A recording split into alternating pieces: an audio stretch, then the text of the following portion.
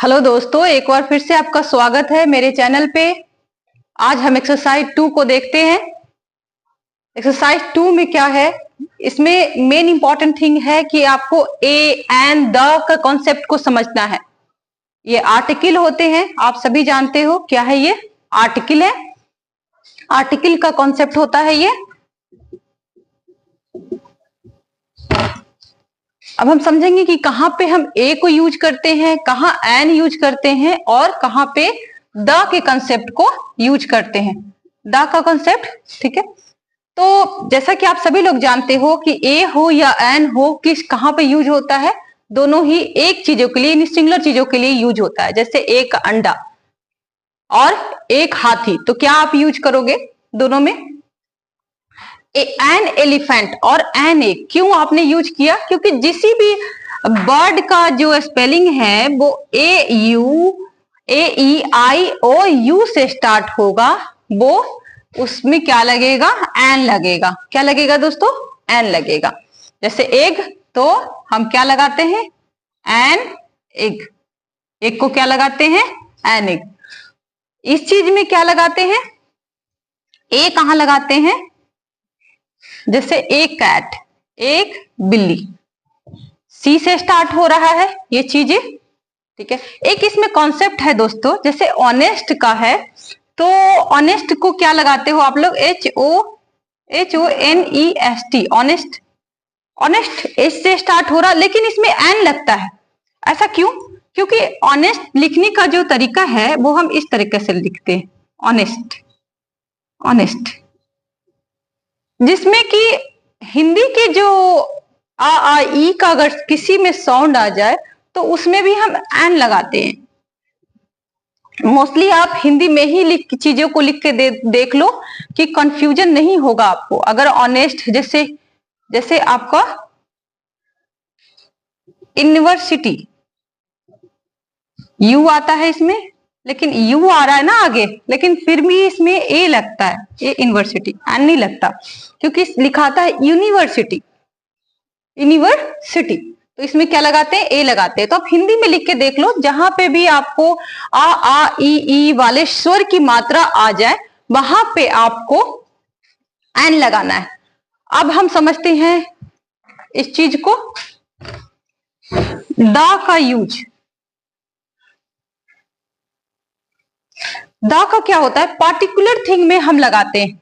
कोई स्पेशल चीज हो, द हिमालय, द गंगा, किसी भी पार्टिकुलर चीज में, वो बच्चे सोए हुए हैं तो वो कुछ खास बच्चे की तरफ कह रहा है कि वो एक जो बच्चा है, the children, the baby has slipped, ठीक है। तो बच्चे सोए हुए हैं। या फिर आपको द कहां लगेगा?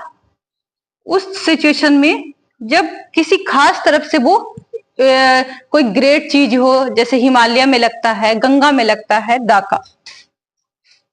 आई होप दोस्तों आपको ए एन का कॉन्सेप्ट क्लियर हो गया होगा। तो हम अब चलते हैं अपने एक्सरसाइज पे और बनाते हैं कुछ क्वेश्चन को। आप ऐसा करो दोस्तों, मैं इधर हो जाती हूँ साइड में, आप इन सभी को एक बार, कुछ ही सेंटेंसेस है, ज्यादा नहीं है, सो इजिली आप कवर अप कर लोगे। इन सारे सेंटेंस को एक नोटबुक में उतारो, तभी आपको फायदा होगा इस सीरीज का। मैं इस सीरीज कंटिन्यूअस डेली करूंगी 1 से लेके 279 पे। आप इस सीरीज से जुड़ो और एक बार देखो आपका इंग्लिश का लेवल, जो अभी का लेवल है और जो उस समय का लेवल होगा, इसमें ह्यूज डिफरेंस होगा। ये बुक ले लीजिए और डेली का प्रैक्टिस कीजिए। मात्र 10 मिनट का मैं आपसे समय लूंगी, आपका इंग्लिश का लेवल बहुत हाई हो जाएगा। मैं एक किसान हूं, तो आप देखो, मैं एक किसान हूं, मैं के लिए आई लगा लेंगे हम, और आई के साथ हमेशा क्या आता है? एम। अब फार्मर कैसे लिखा आता है? फार्मर में एफ आता है, FAEIU का पार्ट नहीं है। फार्मर हिंदी में भी फ से स्टार्ट होता है, फल वाला फा। तो आई एम अ फार्मर।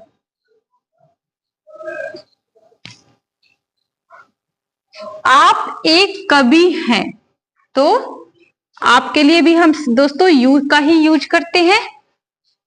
तो यू के साथ आर लगता है, you are poet, a poet. तुम एक नौकर हो, इसके लिए क्या लगाओगे दोस्तों? You are a servant. You are a servant. Servant, नौकर को सर्वेंट कहते हैं। वह एक नर्स है, तो नर्स लड़कियां होती हैं, क्या लगाएंगे? शी, लड़कियों के लिए शी लगाते हैं। She is a nurse. मेरे दोस्त लोग नेता हैं, बनाइए दोस्तों, कैसे लगाएंगे? माई फ्रेंड्स, यहां पे एस लगेगा, क्यों लगेगा? दोस्त लोग बोल रहा है, ठीक है, तो माई फ्रेंड्स, बाकी सिंगुलर है, उसके दोस्त एक यूनिटी आती है, यूनिटी में है ना, तो सिंगुलर है। My friends is leader. शिक्षक लोग लेखक हैं। कुछ ही टीचर हैं जो लेखक हैं, तो हम क्या लगाएंगे? The teachers